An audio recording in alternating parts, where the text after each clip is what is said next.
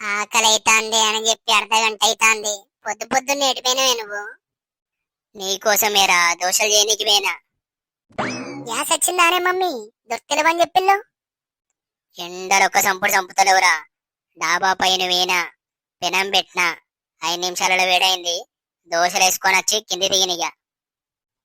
ఏంది mummy, technology నేర్పించేటట్టున్నావు కదా నువ్వు. పొగిడింది చాలు గాని ఆ దోశలు తిని ఆ గ్యాస్ కాడ లైన్ లో నిలబడండి. 10 మందికో 20 మందికో ఇస్తారట. అది కూడా దొరకదు మళ్ళా. నీ అవ్వాయి ఎండకు బయట నిలబడేటట్టున్నదా అని. అరే పోడా, ఆ కరెంటు పొయ్యి ఉండే, ఆ కరెంటు పొయ్యిని ఖరాబ్ చేస్తేవి నువ్వు. అని అవ్వ నేను మనకి కావాలని చేసిందానే. వెయిట్ చెక్ చేసుకునే మిషన్ కావచ్చు అనుకున్నా. పైన నిలబడ్డా, దెబ్బకే పగిలిపోయింది అది. కరెంటు పొయ్యికి బరువు కొలుచుకునే మిషన్ కు తేడా తెలియకుండా ఉంటావని నీ అంత తెలియకల్లో నేను చూడలేరా ఎప్పుడు. ఓ మమ్మీ, వెనకట్ లెక్క రూపాయి ఎత్తే బరువు చూసుకునే మిషన్లు అన్ని పోయినాయి. ఇప్పుడు అన్ని గీయేస్తానే. గదే కావచ్చు అనుకున్నా. అన్నయ్య గారు మెడబట్టేసినట్టుంది. ఏం చెప్పమంటావు చెల్లమ్మ, సంబంధాలు చూసి చూసి నిద్రపోవడానికే టైం దొరకలేదు. కుర్చీలో అలా వాలా, ఇలా మెడబట్టేసింది.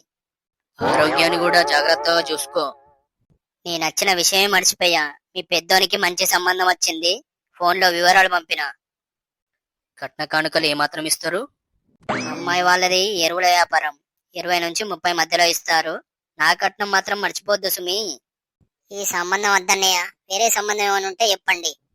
కట్నం విషయంలో కంగారు పడకండి, కొంచెం అటో ఇటో అవుతుంది. మాకు కట్నంగా 10 సిలిండర్లు కావాలి. ఓకే అంటే చెప్పమనండి. ఏం మాట్లాడతానో చెల్లెమ్మ, నీకేమన్నా అర్థమైతుందా? 10 సిలిండర్లా? ఇంకో 10 లక్షలు ఎక్కువేమంటే ఇస్తారు గాని.